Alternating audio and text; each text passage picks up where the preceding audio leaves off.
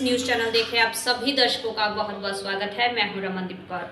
इस वक्त की बड़ी खबर आ रही है प्रयागराज से। क्या है पूरा मामला, देखने के लिए बने रहिए हमारे साथ। संगम नगरी प्रयागराज में जहां तापमान 47 के पार है और अब गर्मी में मिट्टी के बर्तन की डिमांड हर साल की तरह इस साल भी ज़्यादा है, मगर इस बार मिट्टी के बर्तन में जहां प्लास्टिक के टैब लगे हैं और जो कि आकर्षण का केंद्र है, जिससे छात्रों का कहना है कि कोई समस्या नहीं होती पानी निकालने में। और दूसरी चीज़, जब उनसे फ्रिज पर बात की गई तो उनका कहना था कि 10 बाई 10 के कमरे में हम कहाँ से फ्रिज रखेंगे, कहाँ से बिल जमा करेंगे। हम छात्र हैं, हमारे लिए मिट्टी के बर्तन काफ़ी लाभदायक होते हैं। और दुकानदारों से अगर जब बात की गई तो दुकानदारों का कहना था कि इस बार घड़े की डिमांड तो है, मगर घड़े उतने बन नहीं पा रहे हैं क्योंकि कुम्हार पहले जैसे रहे नहीं और मिट्टी भी अब खरीदनी पड़ती है, जिसके कारण उचित दाम नहीं मिल पाता है। और ऐसे में इस पूरे मामले पर क्या कुछ कहना है दुकानदारों का और ख़रीदारों का, आइए दिखाते हैं आपको। नहीं, मार्केट में घड़ा, क्योंकि अब ये टोटी वाला जब से आया है देखने में, ये बहुत अच्छा है, सुविधा है। पानी निकालते वक्त गिरेगा नहीं रूम में, अदरवाइज गिर जाता है। ठीक है, तो इसलिए इस बार थोड़ा सा प्राइस भी हाइक है और क्योंकि कुम्हारों के पास मिट्टी मिल नहीं पा रही है, इसलिए इस बार रेट थोड़ा महंगा है। अच्छा, अब क्या है, आजकल गाँव की अपेक्षा शहर में घड़ा ज्यादा बिक रहा है।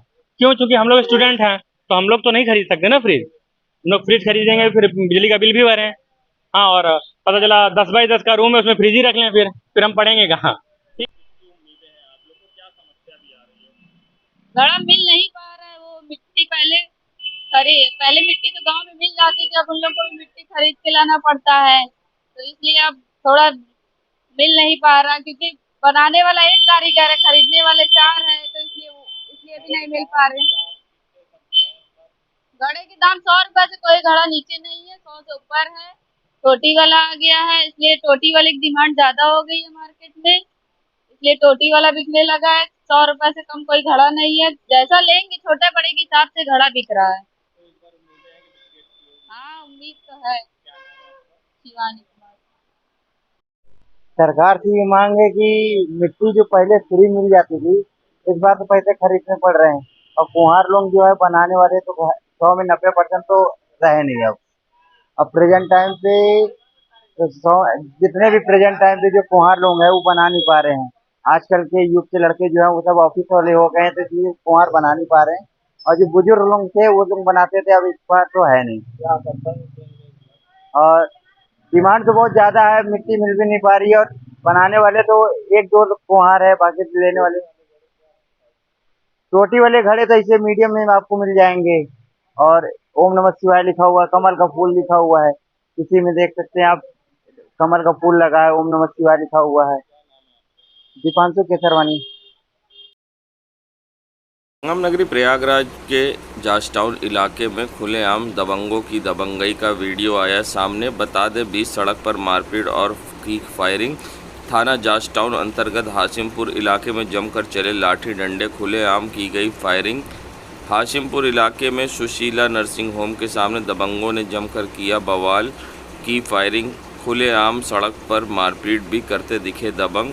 हवा में चलाई कई राउंड गोली, सरेराम मारपीट और गोली चलने से लोगों में दहशत का माहौल। मारपीट के साथ गोली चलने का वीडियो भी हुआ वायरल वीडियो में साफ तौर से देखा जा रहा है दबंग किस तरह से मारपीट कर रहे हैं और खुलेआम हाथ में तमंचा पिस्टल लेकर फायरिंग करते दिख रहे हैं। अब देखना होगा इन पर किस तरह की कार्रवाई होती है और ये कब सलाखों के पीछे जाते हैं। वीडियो हो रहा है वायरल।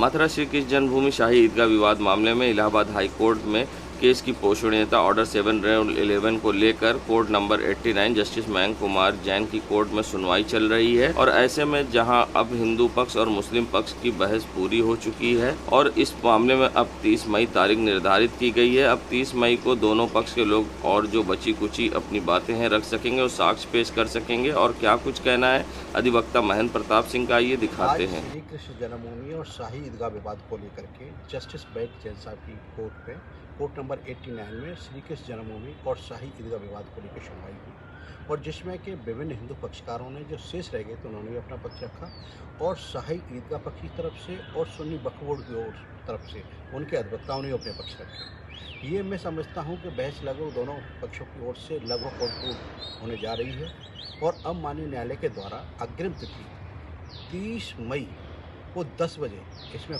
पेश होगी, जिसमें कि जो शेष लोग रह जाएंगे, चाहे हिंदू पक्ष के हों चाहे शाही ईदगाह पक्ष के हों, वो अपनी बहस कंक्लूड करेंगे। तो मेरा ये मानना है कि जहाँ तक मेरा अनुमान है कि 30 तारीख को ये बहस कंप्लीट हो जानी चाहिए और इसके बाद ये पत्रावली ऑर्डर के लिए जानी चाहिए। तो माननीय न्यायालय अभी जो भी क्वेरी रहेंगी लोगों की, एडवोकेट्स की, पार्टीज़ की, वो 30 तारीख को अपना पक्ष रखेंगे। जिनको दस्तावेज दाखिल करने होंगे, चाहे ऐतिहासिक पुस्तकें हों, चाहे रेवेन्यू रिकॉर्ड हो या अन्य कोई दस्तावेज दाखिल करना हो, तो वो भी रूलिंग्स हैं हाई कोर्ट की, सुप्रीम कोर्ट की, वो भी दाखिल करेंगे। तो मैं मानता हूं कि लगभग बहस कंप्लीट होने की ओर है और जो भी क्वेरीज किसी भी पक्ष की, या तो हिंदू पक्ष की या शाही ईदगाह पक्ष की या सुन्नी वक्फ बोर्ड की, जो भी क्वेरी होंगी, मैं मानता हूं कि उस दिन 30 तारीख को हो जानी चाहिए और 30 मई को इसमें 10 बजे, करेक्ट 10 बजे पर दोनों पक्ष अपना पक्ष रखेंगे और 30 तारीख को उच्च न्यायालय इलाहाबाद में सुनवाई होगी। संगम नगरी प्रयागराज में इलाहाबाद विश्वविद्यालय के संगीत विभाग द्वारा तबला दिवस मनाया जाएगा। बता दें, पंडित शामता प्रसाद गोदई महाराज की पूर्ण तिथि पर तबला दिवस मनाया जाता है। वहीं इस बार मुख्य अतिथि के रूप में पंडित रविनाथ मिश्रा शामिल होंगे, जिन्हें लाइफ टाइम अचीवमेंट अवार्ड से भी सम्मानित किया जाएगा। वहीं इस कार्यक्रम में अपना योगदान देने वाले छात्र छात्राओं को भी प्रशस्ति पत्र देकर सम्मानित किया जाएगा। और क्या प्रोफेसर रेणुका, आइए दिखाते हैं।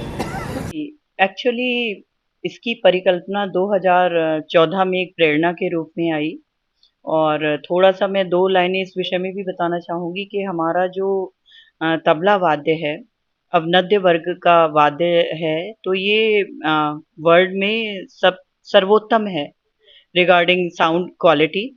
तो और इसके एक से एक बेहतरीन कलाकार हुए हैं और जो इसका सर्वोपरि होने का कारण यही है कि इसकी जो प्रैक्टिकल मटेरियल है वो बहुत ज़्यादा है, कंपोजिशंस हैं, अल्फ़ाबेट्स है, हमारी हिस्ट्री है और साउंड रेंजेस इसकी बहुत ज़्यादा हैं। तो 2014 में ये प्रेरणा आई कि हमें तबला दिवस मनाना चाहिए, क्योंकि जिन चीज़ों को भी हम महत्व देते हैं तो वर्ल्ड लेवल पर हम उनके दिन मनाया करते हैं और ये वेस्टर्न इन्फ्लुएंस है कि हम मदर्स डे, फादर्स डे हर डे मनाते हैं। तो हमने कहा एक तबला डे भी होना चाहिए, तबला को मान देने के लिए। तो फिर ये था कि इसको किस दिन रखा जाए, फिर ये बात आई कि अगर हम तबला दिवस मनाते हैं तो किस दिन मनाएं। तो हमारे तबले के जो सर्वमान्य एक प्रतिष्ठित बहुत सुप्रसिद्ध कलाकार हैं जो तबले के लिए जिए और तबले के लिए ही जिन्होंने प्राणों की आहुति दी, पद्म भूषण पंडित शामता प्रसाद उर्फ गोदई महाराज जी, तो उनकी पुण्यतिथि 31 मई को होती है। तो प्रेरणा स्वरूप हमने 31 मई को ही तबला दिवस मनाने के रूप में चुना, क्योंकि उन्होंने अपने जीवन में उनकी लाइफ तो 74 इयर्स की रही, बट उन्होंने अपने 74 इयर्स के जीवन में 800 वर्षों का तबला बजा डाला और मरने से पूर्व भी उनके जो उनका निर्वाण हुआ, उससे पूर्व भी उन्होंने एक पब्लिक परफॉर्मेंस दी थी पुणे में। तो उनके स्मृति में ही हमने ये मनाना शुरू किया 2014 से और इस बार ये 11वां है 2024 में आते-आते। और इसमें हमने हमेशा लेजेंडरी आर्टिस्ट को ही बुलाया है। सर्वप्रथम तो पंडित कुमार लाल मिश्र सर आए थे, वो मेरे गुरुजी भी हैं और गोदई महाराज जी के ज्येष्ठ सुपुत्र, तो उनको बुलाया था।